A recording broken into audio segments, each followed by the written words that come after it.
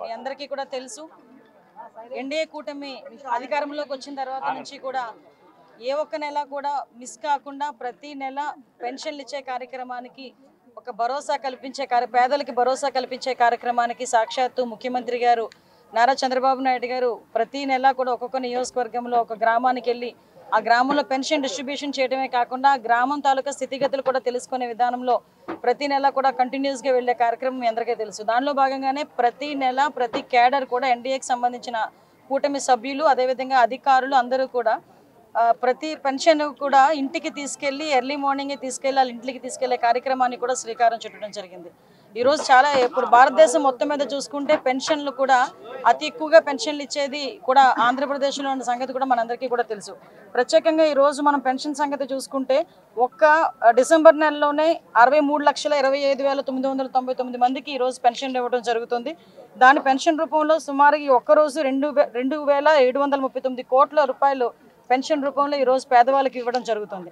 ఇందులోని మనకంటే 13% మన రాష్ట్ర జనాభాలో 13% ఈరోజు పెన్షన్ రూపంలో మనం అందరికీ కూడా ఇచ్చే పరిస్థితి ఉంటే అందులో 53% ఓన్లీ మహిళలే ఇంచుమించుగా మనకి ఎక్కువ మంది పెన్షన్లు తీసుకునే పరిస్థితి కూడా కనిపిస్తూ ఉంది. ఈ పెన్షన్ విధానంలో కూడా చాలా క్లియర్గా గౌరవ ముఖ్యమంత్రి గారు సూపర్ 6లో భాగంగా చెప్పినప్పుడు 4,000 రూపాయలు పెన్షన్ చేస్తా అన్నప్పుడు చాలామంది ఎలా చేస్తారు ఏంటి అని కూడా అడిగిన సందర్భాలు ఉన్నాయి. దాన్ని కూడా చేసి చూపిస్తానన్నట్టుగా ఎలక్షన్ గెలిచిన తర్వాత ఇచ్చే కాకుండా ఒక నెల ముందుగానే దాన్ని అనౌన్స్ చేసి మేము ఎన్డీఏ కూటమి వచ్చిన తర్వాత 2 నెలలది కలిపించిన సందర్భం కూడా మీ అందరికీ కూడా గుర్తు చేయాలి. ఎందుకంటే ఈరోజు ఒక అభివృద్ధికి ఎంత పెద్ద పీట వేస్తున్నామో సంక్షేమానికి కూడా అంతే పెద్ద పీట వేస్తూ ఈరోజు రాష్ట్ర అభివృద్ధి పదంలో ముందుకెళ్లే కార్యక్రమంలోని ఒక పక్కన పనిచేస్తూనే సంక్షేమానికి కూడా అంతే పెద్దపీట వేస్తూ ప్రతి ఒక్కరు పేదల కళ్ళల్లో ఆనందం చూడాలనే ఉద్దేశంతో ఈరోజు గౌరవ ముఖ్యమంత్రి గారు చేస్తున్న ప్రతి పనికి కూడా ఎన్డీఏ కూటమి సభ్యులుగా మేమందరం కూడా వెనకాతలుండి ముందు ఆయనకు సపోర్టివ్గా ఉంటామని చెప్పి మీ అందరికీ కూడా తెలియజేసుకుంటూ ఈరోజు మన గద్దె రామ్మోహన్ రావు గారు కాన్స్టిట్యున్సీలో ఈరోజు ఇక్కడికి వచ్చి ఈ పెన్షన్ కార్యక్రమాల్లో నేను పాల్పంచుకోవడం అనేది చాలా ఆనందంగా ఉంది.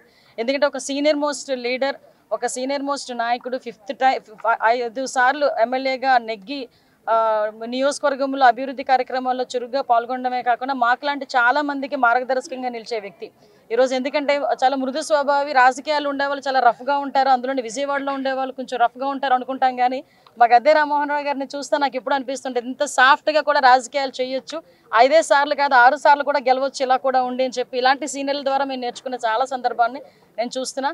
ఈరోజు పెన్షన్ కార్యక్రమాన్ని కూడా సార్తో పాటు నేను ముందుకి వెళ్ళేటప్పుడు కూడా అక్కడ గమనించిన విషయం కూడా ఏంటంటే ప్రతి ఒక్కరిని కూడా పేరు పిలిచి విడిచి ఆప్యాయంగా పలకరించి వాళ్ళకి అంటే పీపుల్ కన్సర్న్ ఎక్కువగా ఉండే వ్యక్తి ఈరోజు ఈ నియోజకవర్గంలో పెన్షన్ కార్యక్రమంలో పాల్గొనడం అన్నది నాకు చాలా ఆనందంగా ఉంది.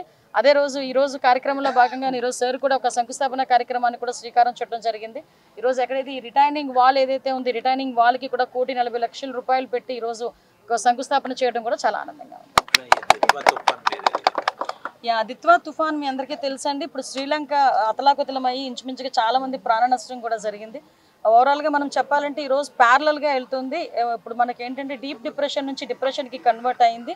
సో కొన్ని చోట్ల వర్షాలు పడే అవకాశాలు కూడా ఉన్నాయి. ఆ సంబంధించిన కలెక్టర్స్ అందరినీ కూడా అలర్ట్ చేయడం జరిగింది. ఎక్కడ కూడా ఎటువంటి అవాంఛనీయ సంఘటనలు జరగకుండా ముఖ్యంగా హ్యూమన్ లాస్ జరగకుండా చేయాలని ఒకే ఒక కాన్సెప్ట్తో మేము ముందుకెళ్తున్నాం.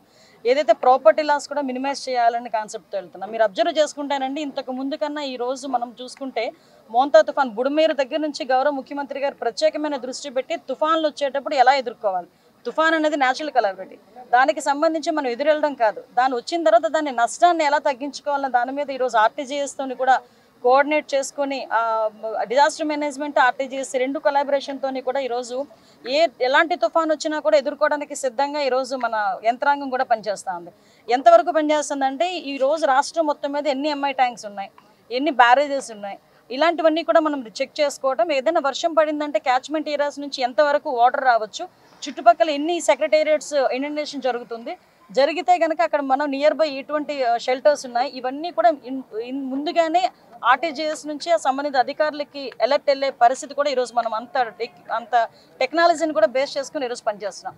కాబట్టి ప్రజలు కొంచెం ఒకటే మేము కోరుకుంటున్నానంటే ఇలాంటి తుఫాన్ లాంటి విపత్కరమైన పరిస్థితులు వచ్చినప్పుడు ప్రభుత్వ యంత్రాంగానికి ప్రజలు సహకరించాల్సిందిగా కోరుకుంటున్నాం.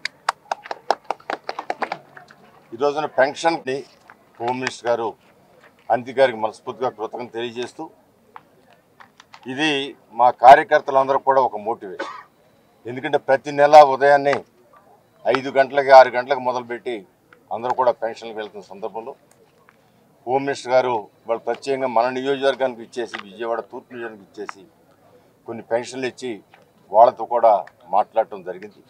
అందువల్ల ఇది ఒక మాకు మోటివేషన్. దాంతోపాటు కృష్ణానదికి రిటైనింగ్ వాల్ నిర్మించిన నారా చంద్రబాబు నాయుడు గారి మనస్ఫూర్తిగా కృతజ్ఞతలు తెలియజేస్తూ, దానితో పాటు ఇక్కడ ఈ ప్రాంతంలో ప్రత్యేకంగా గతంలో మున్సిపల్ కార్పొరేషన్ వాళ్ళు ఒక 400 మీటర్లు వాళ్ళ అవసరాల కోసం గోడ నిర్మించడం జరిగింది. ఆ గోడ కూడా 7, 8, 9 లక్షల వరకు కూడా ఆ గోడ స్టాండ్ అవుతుంది, నీళ్లు లోనికి రాకుండా.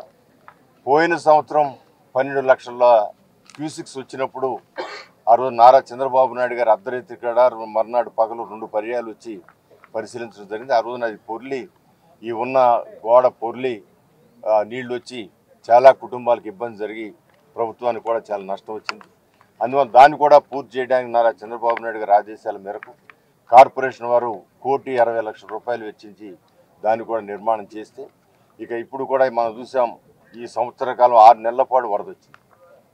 గతంలో నాకున్న 20-25 సంవత్సరాల విజయవాడ అనుబంధంతో ఎప్పుడైనా ఒకసారి వరద వచ్చి 4 రోజులు 5 రోజులు ఇబ్బంది పెట్టి వెళ్ళిపోయేది. ఆ 4 రోజులు ఇబ్బంది పడేవాళ్ళం, రీహాబిలిటేషన్ సెంటర్లు తీసుకెళ్లేవాళ్ళం, తర్వాత మరలా వచ్చి నిర్మాణం చేసుకునేవాళ్ళం. కానీ ఈసారి 5 నుంచి 6 నెలల పాటు కంటిన్యూస్గా వరద ఉంది.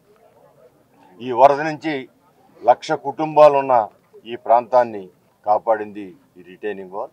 అందువల్ల ఈ రిటైనింగ్ ఇది కూడా కాస్త కూడా పూర్తి చేస్తే గత సంవత్సరం 200 సంవత్సరాల నాడు పడిన వర్షం మరలా అంత ఉధృతంగా వర్షం పడి అటు బుడమేరు పొంగి విజయవాడ నగరం అంతా అతాకుతమైన సందర్భంలో ఇక్కడ ఈ చిన్న ప్రాంతం నుంచి వచ్చే నీళ్ల వల్ల కూడా కొన్ని కుటుంబాలు ఇబ్బంది పడ్డాయి. అందువల్ల అట్లాంటి ఇబ్బంది రాకుండా రేపు వచ్చే వర్షాకాలం కలిగి గోడ పూర్తి చేసేట్టుగా నిర్మాణం చేపట్టడం జరుగుతుంది. దానికి ఆవిడ మేడం గారి చేతుల మీద కూడా శంకుస్థాపన చేయడం కూడా మా అదృష్టంగా భావిస్తూ, మరి ప్రభుత్వంలో మరి ముఖ్యమంత్రి గారితో క్యాబినెట్లో నిరంతరం ఆవిడ ఉంటూ ఎక్కడ ఏ సమస్య వచ్చినా చక్కటి స్పందనతో అక్కడ వాళ్ళకి అండగా ఉండేటట్టుగా ఉండటం. అంతేకాకుండా ఎక్కడైనా ప్రతిపక్షం వాళ్ళు చేస్తున్న అవాస్తవాల్ని, వాళ్ళు చెబుతున్న అవాస్తవమైన అబద్ధపు మాటల్ని తిప్పికొట్టే దానిలో మొట్టమొదటి కూడా ముందంజలో ఉంటూ అనిత గారు చక్కటి విధానంలో నాయకులుగా డెవలప్ అవుతున్నారు. ఆవిడ కూడా మనస్ఫూర్తిగా నా ఆశీస్సులు తెలియజేస్తూ మరొకసారి ఈ కార్యక్రమం ఇచ్చేసి మమ్మల్ని అందరినీ ఆనందపరిచినందుకు ఆవిడ కృతజ్ఞతలు తెలియజేస్తున్నాను. చరిత్ర సృష్టించినోడు ఇప్పుడు ఆ చరిత్రని తిరగరాయబోతున్నాడు. అబద్ధాల గోడల్ని బద్దలు కొట్టి నిజాలను రాగా మీ ముందుంచబోతున్నాడు. నిజమైన వార్తల కోసం వెంటనే డౌన్లోడ్ చేసుకోండి రా యాప్ని.